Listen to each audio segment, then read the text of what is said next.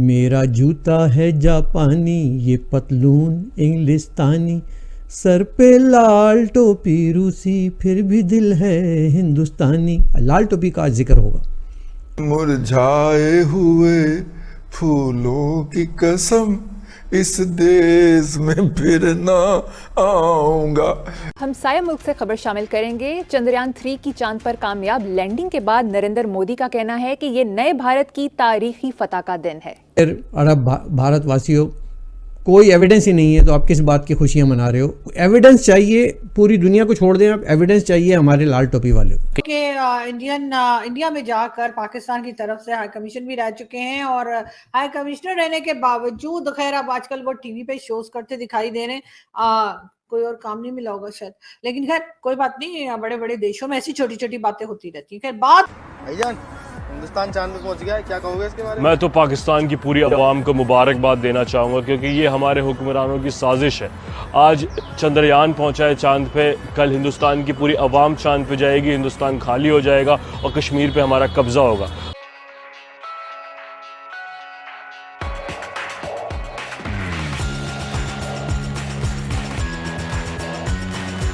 क्या कमेंट करेंगे? कमेंट क्या है, देखो पहली बात तो ये है कि आपने कहा ना पड़ोसी मुल्क, हमसाया माँ जाया होता है और हमारे यहाँ तो बेशुमार जाते हैं। पूरा प्रोग्राम ख़त्म हो जाएगा अगर मैं गिनवाऊँ। जो ओरिजिनली हिंदू थे या सिख्स थे,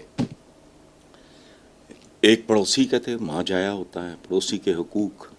साहबा कहा करते थे कि हमें तो यहाँ तक गुमान गुजरा कि पड़ोसी का जायदाद में हिस्सा हुजूर ना रख दें। तो मुझे खुशी होती है, हमने सदियाँ इकट्ठे गुजारी हैं। ये इंतहा पसंदी बीमार दिमागों का नहीं, आई एम वेरी हैप्पी। मतलब मैं उनको मुबारकबाद देता हूँ, लेकिन अगर बीच अच्छा बाकी रह गए हम, जो कि जिंदा कौम है। अच्छा, तो जो हम हैं, हम तो कब से चांद पे रिहाइश पजीर हैं, ये तो चांद पे पहुंचे हैं। एक तो वो मुझे कुछ लोगों ने बताया है कि सोशल मीडिया पे कुछ चल रहा है, मैं देखता नहीं, मैं उसका हवाला नहीं दे रहा, मैं कुछ और करने लगा हूँ। भाई ये तो अब चांद पे पहुंचे हैं, हम तो कब से चांद पे बाकायदा रिहाइश पजीर हैं। पूछो कैसे? बरसों पहले, अशरों पहले, दहाइयों पहले उस्ताद अमानत अली, वाह वाह वाह, क्या सिंगर थे हमारे। उन्होंने कहा था चांद मेरी जमीन, फूल मेरा वतन। तो शायर का कहा तो मेरे लिए हर पे आखिर है, क्योंकि ये मुल्क शायर का ख्वाब है। हमारत अली खान का वो मिली नगमा याद आया, मैं गुनगुनाऊं, मेरी आवाज़ भी अच्छी है, ठीक है। ये चांद मेरी ज़मीन, फूल मेरा वतन, बड़ा उस वक्त दुनिया पागल हो गई, इतना खूबसूरत लिखा भी गया, गाया भी गया। और मिली नगमों पे तो इसलिए हमें यकीन होना चाहिए चूँकि पाकिस्तान एक शायर का ख्वाब है और हम सब इस सुहाने ख्वाब में जिंदा हैं। खत्म कर रहे थे जैद हामिद साहब की, और जैद हामिद साहब का कहना यह है कि जी जो वीडियो गेम्स होते हैं बच्चों के, जो ग्राफिक्स होती हैं, उसमें से वो ग्राफिक्स निकाल कर और भारत ने दिखा दी है, और असल में तो चंद्रयान 3 नाम की कोई चीज जो है वो चांद पे पहुंची ही कोई नहीं है। अब क्या किया जाए जी, ज़ाहिद हामिद साहब के तो इसी तरह के दावे होते हैं, और इससे पहले भी हम आपको उनके कई दावे दिखाते रहे, जो उन्होंने ये भी कहा था कि अगले 5 साल में, यानी ये वीडियो की क्लिप जो मैंने आपको दिखाई थी वो जिसमें वो 5 साल के बाद पाकिस्तान पूरे वर्ल्ड पे हुकूमत करेगा, वो वीडियो भी जो है वो 10 साल पुरानी है, और उसमें वो बड़े धड़ल्ले से दावा करते हुए दिखाई दे रहे हैं कि जी सब कुछ हमारे कंट्रोल में होगा। लेकिन कुछ पाकिस्तानी ऐसे हैं जो ज़ैद हामिद साहब की बात सुनते ही नहीं है। बाकी पाकिस्तानी अपना दिल छोटा ना करें, हम ऑलरेडी चांद पे हैं। चांद पे देखें, ना बिजली है, ना पानी है, ना गैस है। हमारे मुल्क में भी तीनों में से कोई चीज़ें नहीं, हम वो ऑलरेडी ज़िंदगी जी रहे हैं जो हमें चांद पे जाके जीनी है। और हिंदुस्तान ऐसा कर क्यों पा रहा है? क्योंकि वो टैलेंट को सपोर्ट करता है। उनकी हुकूमत, मोदी साहब देखें, वो साइंटिस्टों को झप्पी पाते हैं। हमारे यहाँ भी एक से क्रिएटिव साइंटिस्ट हैं। हमारे खालू का लड़का रॉकेट लॉन्चर बनाता है, बम बनाता है, लेकिन पीछे अभी उसको अमेरिका ने पकड़ लिया तो ISI ने उसको पहचानने से मना कर दिया। हम टैलेंट को ज़ाया करते हैं, हिंदुस्तान टैलेंट में इन्वेस्ट करता है। इन्वेस्ट कर करके उसने अपना पासपोर्ट इतना मजबूत कर लिया कि आज दुनिया के वाहिद मुल्कों में हिंदुस्तानियों को वीज़ा नहीं लेना पड़ता। और पाकिस्तानी पासपोर्ट पे आप एयरपोर्ट चले जाएं, इतनी बदतरीन तलाशी होती है कि जिसकी इंतहा कोई नहीं। दिल तो करता है कि जब तलाशी के नाम पे नंगा ही होना है तो बंदा कुर्ते पजामे पहन के क्यों जाता है एयरपोर्ट, वो स्विंग कास्ट्यूम में ही चला जाए। और मुझे आगे के भी देखे हालात कोई अच्छे लग नहीं रहे। आज चांद पे छोड़ें मोटरसाइकिलों में इतने पेट्रोल नहीं है कि हम गली के कोने तक चले जाएं। अगर बिलियंस ऑफ डॉलर्स के कर्जे हमें नहीं मिले तो हम नहीं पहुंच पाएंगे स्पेस में। दूसरा तरीका फिर ये बचता है कि आप PUBG पे किसी खातून के नाम की ID बना लें और हिंदुस्तान में नोएडा शहर का कोई लड़का पटा के आपको बुला ले। फिर जैसे सीमा बाजी आज उनके जश्न में शरीक हो रही हैं, हम भी हो सकते हैं। जी, तो ये है हमारे पाकिस्तानी जो के आइडिया दे रहे थे कि आखिर पाकिस्तानी करें तो क्या करें। और बिल्कुल उन्होंने कहा कि जी टैलेंट तो हमारे यहाँ भी बहुत है, लेकिन हमारे यहाँ टैलेंट की कदर नहीं होती।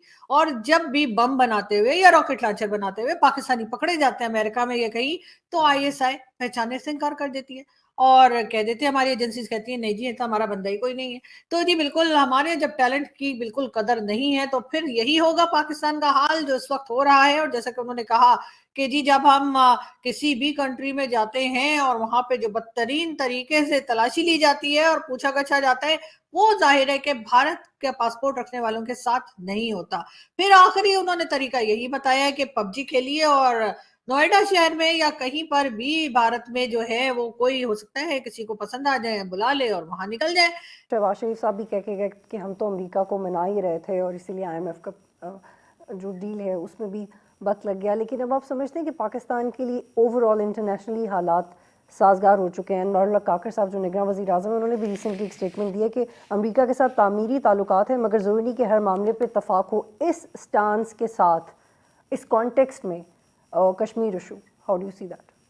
जी, मैं समझता हूँ कि पाकिस्तान की जो खारजा पॉलिसी है वो बदलते हुए आलमी हालात के एतबार से उसमें ज़्यादा मैच्योरिटी आ रही है और हम ग्रेजुअली मल्टीलैटरलिज्म और अलायंस सिस्टम पे इन्हिसार करने के बजाय हम अपनी सफारतकारी में बायलैटरलिज्म को ज़्यादा अहमियत और तरजीह देते हुए नज़र आते हैं। उसकी वजह यह है कि हमारा जो 75 साल का तजुर्बा है बैनुल अक़वामी बरादरी से डील करने का, उसमें हमें इस बात का इदराक है कि बड़ी ताकतों के साथ जो अलायंस सिस्टम होता है उसमें बाज़ दफ़ा आपको एड तो मिलती है लेकिन उसकी कीमत बहुत बाज़ दफ़ा महंगी अदा करना पड़ती है। तो अब मैं ये समझता हूँ कि दुनिया के आलमी निज़ाम में जो तब्दीलियाँ आ रही हैं, आप देखें जिस तरह चीन का इमरजेंस है, रशिया का रिसर्जेंस है, अरब ममालिक भी अब आप देखें रूस, चीन, अमेरिका उनके दरमियान अपने ताल्लुकात को बैलेंस कर रहे हैं।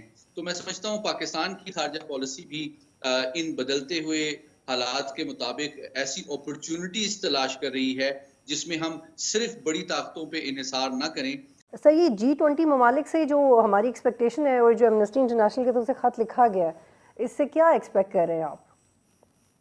समझता हूँ कि ये जो एमनेस्टी इंटरनेशनल और कई दीगर जो इंसानी हकूक़ की बैनुल अक़वामी और मुस्तनद तंजीमें हैं, उनके हवाले से जो ख़त G20 ममालिक को लिखा गया है, ये एक मुस्बत पेशरफ्त है कश्मीर के हवाले से, क्योंकि ये इस बात का सबूत है कि अब बतदरीज जो आलमी बरादरी है और बैनुल अक़वामी जो इदारे हैं वो भारत की जो हकीकत है, मकबूजा कश्मीर के जो हक़ाइक़ हैं और जो सूरत हाल अक़लियतों के साथ भारत में बिलउमूम और कश्मीर में कश्मीरी मुसलमानों के साथ बिलखुसूस रवा रखी गई है, वो अब दुनिया के सामने आश्कार हो रही है। तो मैं समझता हूँ ये पाकिस्तान की भी एक सफारती कामयाबी है कि आलमी इदारे जो हैं वो उनकी तशवीश में भी इजाफा हो रहा है। आज बताएंगे कि इंडिया के चांद पर पहुंचने का कोई सबूत नहीं है, सब झूठ है, एक ड्रामा है,